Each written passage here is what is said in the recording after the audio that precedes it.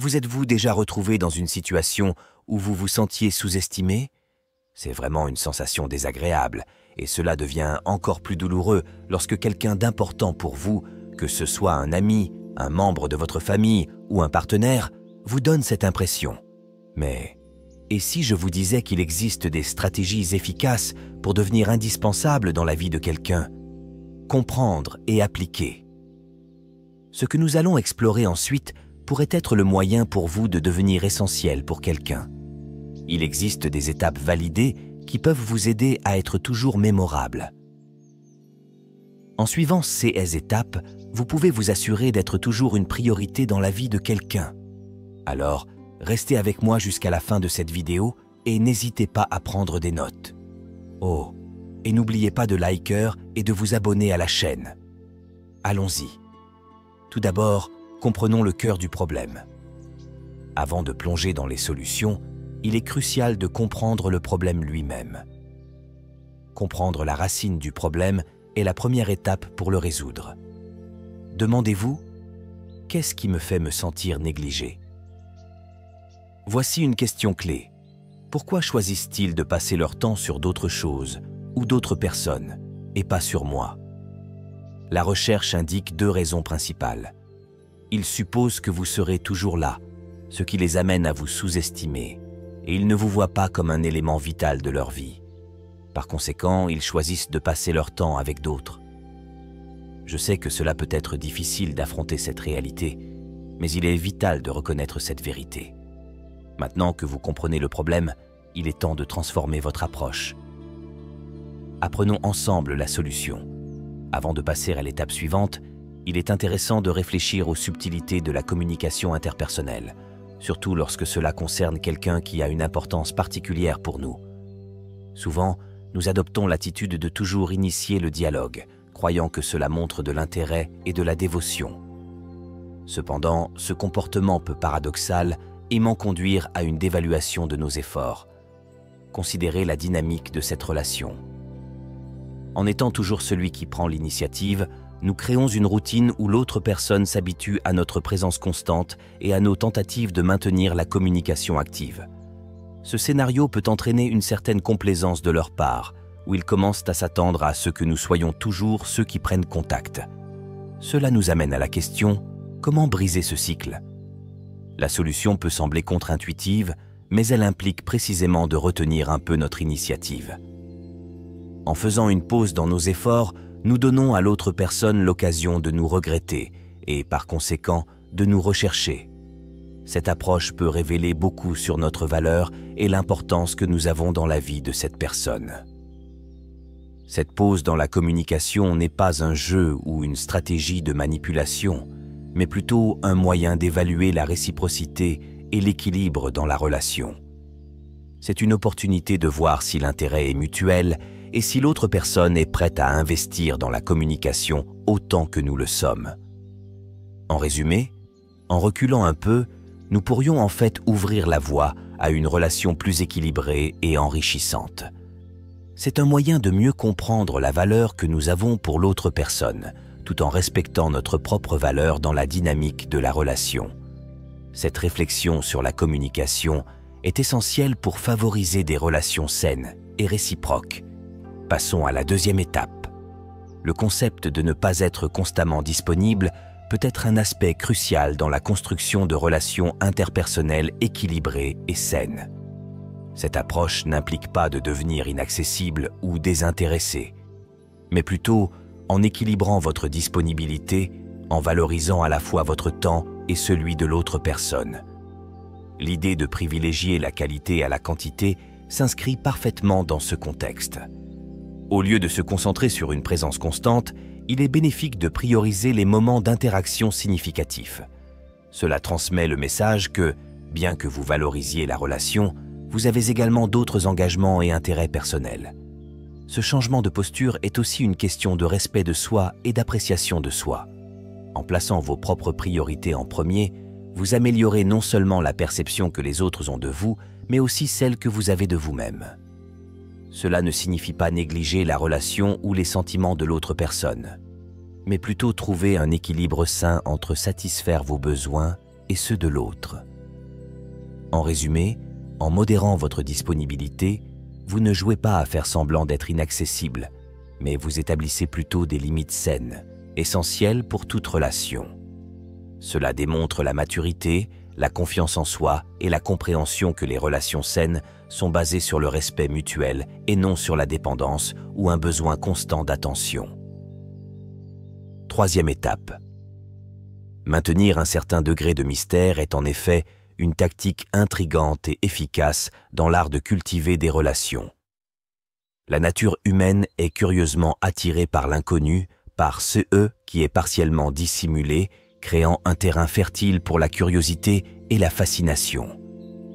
Incorporer cet élément d'énigme dans la façon dont vous vous révélez peut servir de puissant catalyseur pour susciter l'intérêt des autres.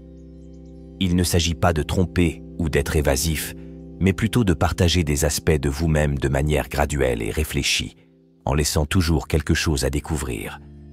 Cette stratégie peut transformer l'interaction en une sorte de découverte continue, où chaque nouvelle révélation est comme une page d'un livre fascinant. Cela se dévoile lentement. Par exemple, en parlant de vos passe-temps et de vos centres d'intérêt, vous pouvez choisir de ne révéler que des morceaux de l'histoire, laissant ainsi de la place pour des questions et des explorations futures. Les réponses qui impliquent plus qu'elles ne révèlent ou qui laissent une invitation ouverte à approfondir davantage peuvent être particulièrement attrayantes. Cette approche permet non seulement de maintenir l'intérêt et l'engagement de l'autre personne, mais crée également une aura de profondeur et de complexité. Ce sentiment de mystère peut conduire à une idéalisation positive, où l'autre personne se sent obligée de consacrer plus de temps et d'énergie à comprendre qui vous êtes vraiment. Cette dynamique peut efficacement vous transformer en une priorité dans la vie de cette personne, alors qu'elle s'implique de plus en plus dans le voyage pour vous connaître mieux. Par conséquent, maintenir un certain mystère peut être une stratégie subtile mais puissante pour approfondir l'intérêt et la connexion. Dans une relation, transformer la révélation progressive de soi en une aventure continue et fascinante pour l'autre personne. La quatrième étape, l'essence d'être valorisé dans toute relation, est intrinsèquement liée à la manière dont nous permettons aux autres de investir en nous et à la manière dont nous nous valorisons. L'appréciation mutuelle est une rue à double sens, où donner et recevoir jouent des rôles cruciaux, en ce qui concerne permettre aux autres d'investir en vous. Le point clé est de créer des opportunités pour eux de consacrer du temps, des efforts et de l'attention. En faisant cela, vous vous positionnez comme quelqu'un digne de cet investissement. Par exemple, en étant sélectif avec vos engagements et en valorisant votre propre temps, vous envoyez un message puissant selon lequel votre temps et votre présence sont précieux. Cette attitude augmente non seulement le respect que les autres ont pour vous, mais les encourage également à faire un plus grand effort pour être en votre compagnie.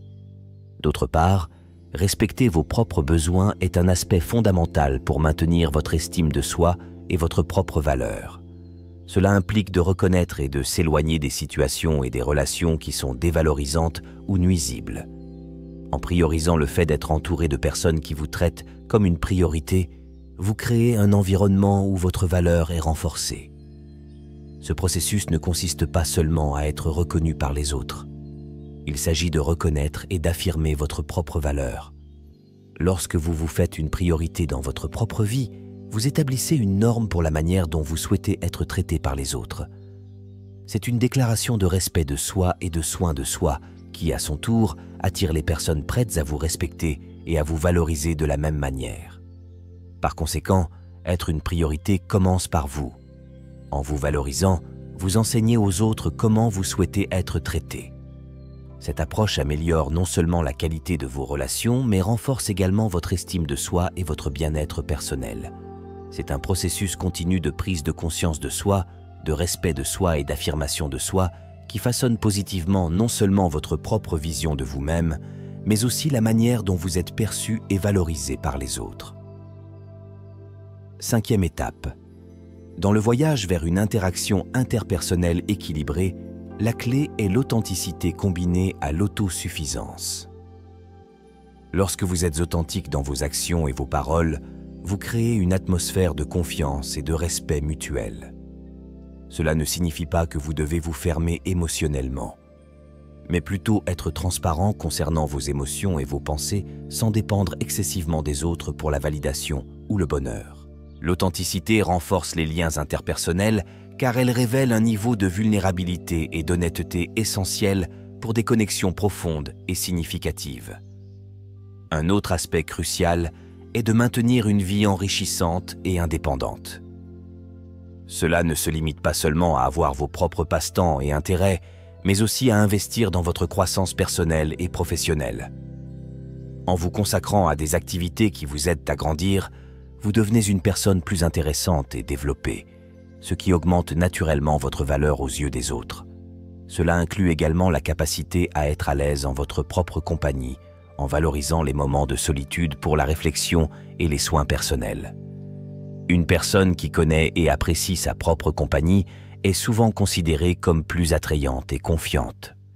En plongeant dans la réflexion sur l'établissement de limites saines, il devient clair que cette pratique est essentielle pour cultiver une image de soi positive et préserver l'intégrité émotionnelle. Établir des limites claires est un acte de respect de soi et de respect des autres. En définissant ce qui est acceptable en termes de comportement et d'interaction, vous protégez non seulement votre espace personnel, mais établissez également un modèle de relation basé sur l'égalité et la considération. Il est important de se rappeler que définir des limites ne signifie pas être rigide. Au contraire, cela signifie avoir la clarté et la confiance pour exprimer vos besoins et attentes d'une manière saine pour toutes les parties impliquées. Cette pratique implique la capacité à dire non lorsque c'est nécessaire sans ressentir de culpabilité ou de peur de déplaire. La capacité à imposer des limites de manière assertive et bienveillante reflète un haut niveau de conscience de soi et de maturité émotionnelle. De plus, lorsque vous pratiquez l'établissement de limites saines, vous enseignez également aux autres comment vous aimeriez être traité. C'est vital pour le développement de relations respectueuses et équilibrées. Les personnes autour de vous apprennent à respecter vos espaces, vos choix et vos opinions, créant ainsi un environnement de respect mutuel et de compréhension. En résumé, la pratique de l'établissement de limites saines est un outil puissant pour le développement personnel et pour la construction de relations interpersonnelles enrichissantes. Elle favorise un équilibre entre donner et recevoir, entre s'ouvrir et se protéger, créant ainsi un scénario où les relations saines peuvent s'épanouir et croître. En adoptant cette approche, vous améliorez non seulement vos relations avec les autres, mais renforcez également votre estime de soi et votre bien-être, devenant ainsi une personne plus complète, heureuse et épanouie. Si vous appréciez cela, ne manquez pas l'occasion. Achetez maintenant le livre électronique « Stoïcisme au 21e siècle ».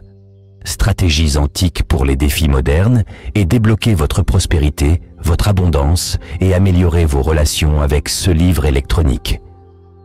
Lien dans le commentaire épinglé. 6e étape. La technique d'induire une peur de la perte, bien qu'efficace, nécessite une analyse minutieuse et une approche méticuleuse pour garantir qu'elle est appliquée de manière éthique et constructive. L'aversion à la perte, un phénomène psychologique bien documenté, suggère que les gens valorisent plus éviter les pertes que réaliser des gains équivalents. Dans le contexte des relations, cela signifie que la perception qu'il pourrait y avoir une perte de quelque chose de précieux peut intensifier la valeur attribuée à cette relation ou à cette personne. Cependant, il est crucial de différencier entre la création consciente d'une peur de la perte et le développement d'une relation basée sur la confiance mutuelle et la sécurité. La manipulation émotionnelle, même subtile, peut avoir des conséquences négatives à long terme, tant pour l'utilisateur que pour la cible. Les relations saines doivent être basées sur l'honnêteté, la transparence et le respect mutuel, pas sur des stratégies qui provoquent l'insécurité ou la peur.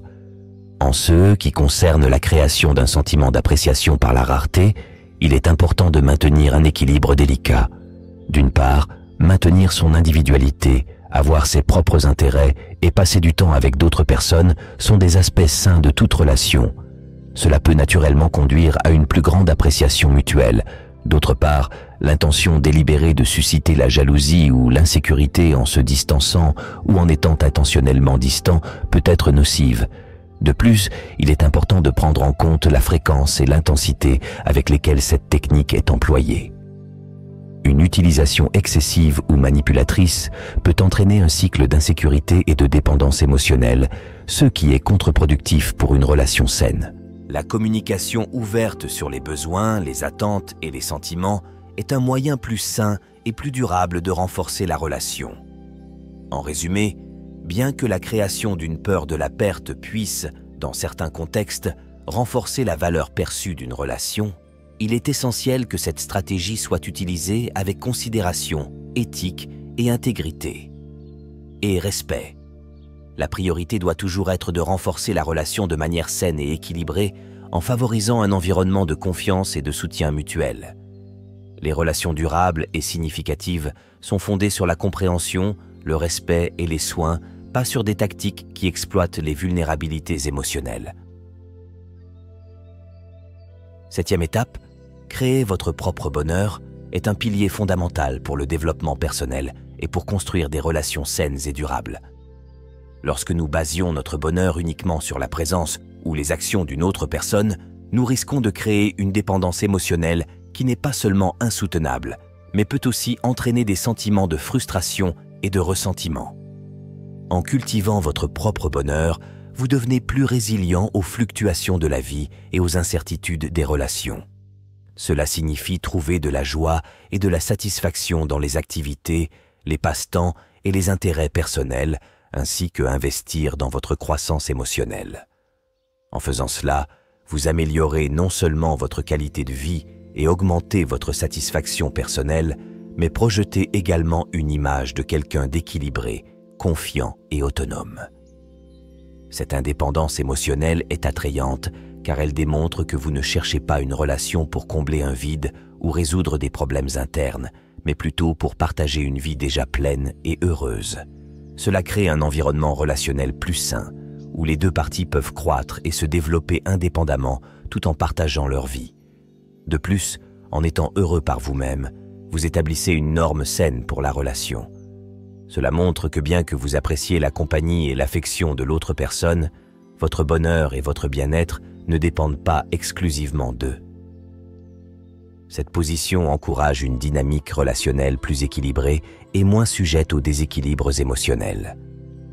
En résumé, en créant votre propre bonheur, vous améliorez non seulement votre vie personnelle, mais devenez également une présence plus positive et attrayante dans la vie des autres. Cette approche renforce votre estime de soi et votre valeur personnelle, ce qui est essentiel pour toute relation saine et durable. La 8e et dernière étape. Être prêt à partir est une attitude qui peut être extrêmement puissante dans tout type de relation. Cette volonté ne s'agit pas de faire des menaces ou de jouer à des jeux, mais plutôt d'un acte de respect de soi et d'assertivité. En démontrant que vous n'avez pas peur de la possibilité de partir, vous envoyez un message clair sur votre propre valeur et sur ceux que vous attendez et acceptez dans une relation. La communication ouverte concernant les besoins, les attentes et les sentiments est un moyen plus sain et plus durable de renforcer la relation. En résumé, bien que créer une peur de la perte puisse, dans certains contextes, renforcer la valeur perçue d'une relation, il est essentiel que cette stratégie soit utilisée avec considération, éthique et intégrité. Et respect.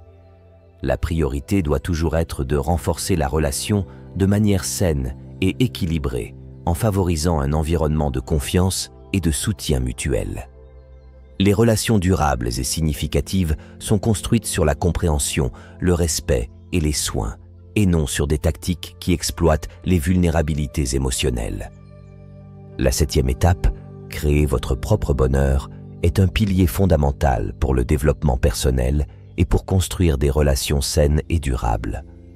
Lorsque nous basons notre bonheur uniquement sur la présence ou les actions d'une autre personne, nous risquons de créer une dépendance émotionnelle qui n'est pas seulement insoutenable, mais peut aussi conduire à des sentiments de frustration et de ressentiment.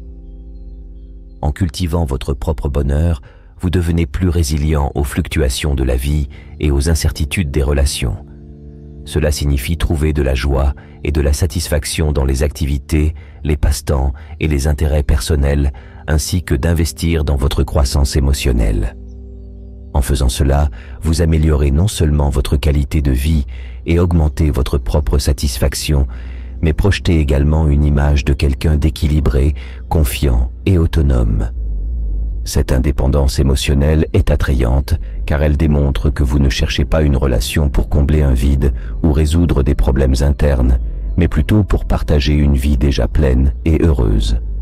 Cela crée un environnement relationnel plus sain, où les deux parties peuvent croître et se développer indépendamment tout en partageant leur vie. De plus, en étant heureux par vous-même, vous établissez une norme saine pour la relation. Cela montre que bien que vous appréciez la compagnie et l'affection de l'autre personne, votre bonheur et votre bien-être ne dépendent pas exclusivement d'eux. Cette position encourage une dynamique relationnelle plus équilibrée et moins sujette aux déséquilibres émotionnels. En résumé, en créant votre propre bonheur, vous améliorez non seulement votre vie personnelle, mais devenez également une présence plus positive et attrayante dans la vie des autres. Cette approche renforce votre estime de soi et votre valeur personnelle, ce qui est essentiel pour toute relation saine et durable. La 8e et dernière étape. Être prêt à partir est une attitude qui peut être extrêmement puissante dans tout type de relation. Cette disposition n'est pas une question de faire des menaces ou de jouer à des jeux, mais plutôt un acte de respect de soi et d'assertivité. En démontrant que vous n'avez pas peur de la possibilité de partir, vous envoyez un message clair sur votre propre valeur et sur ceux que vous attendez et acceptez dans une relation. Cette position sert de rappel à la fois à vous-même et à l'autre personne qu'une relation doit être basée sur le respect mutuel, l'appréciation et l'effort conjoint. En montrant que vous êtes prêt à partir, vous indiquez clairement que vous n'accepterez pas d'être traité d'une manière que vous considérez comme irrespectueuse ou insuffisante. Cette attitude peut être particulièrement efficace lorsque vous vous sentez sous-estimé ou manquer de respect. Dans ce contexte, partir peut être un moyen de protéger votre dignité et votre bien-être émotionnel.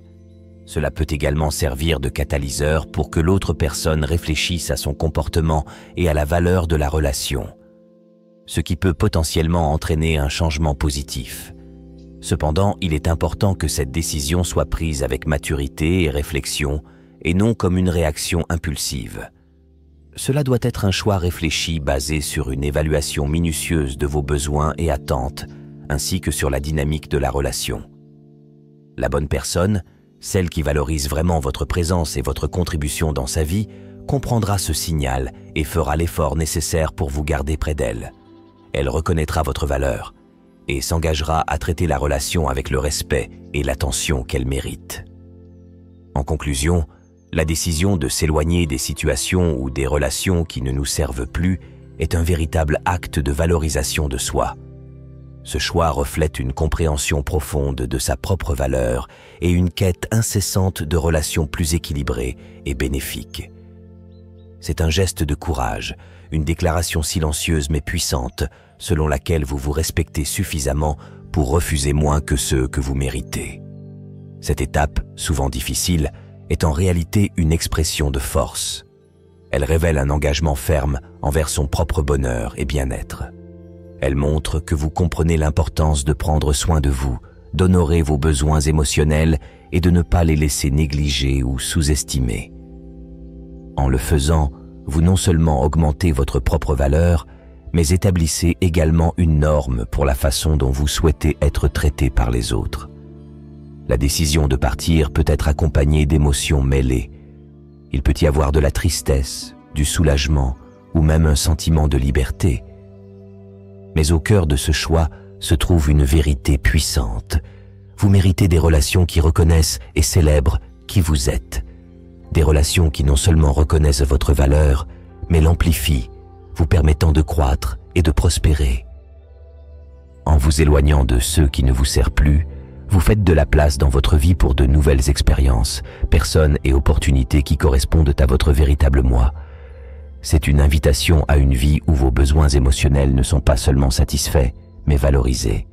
C'est un pas vers un avenir où vous êtes respecté, apprécié et aimé pour ce que vous êtes vraiment. Alors, lorsque vous choisissez de partir, souvenez-vous que ce n'est pas simplement une retraite, mais un mouvement vers quelque chose de mieux, qui résonne plus profondément avec vos valeurs et vos rêves. Une vie où vous êtes le protagoniste d'une histoire qui vaut la peine d'être racontée, une histoire de découverte de soi, de valorisation de soi et d'amour de soi. Pour conclure, j'aimerais connaître vos réflexions sur la leçon d'aujourd'hui. Si vous avez trouvé le contenu précieux, envisagez de laisser un like, de partager et de vous abonner pour plus d'informations de ce type. Rappelez-vous, le développement personnel est un voyage continu que nous parcourons tous ensemble. Jusqu'à la prochaine fois,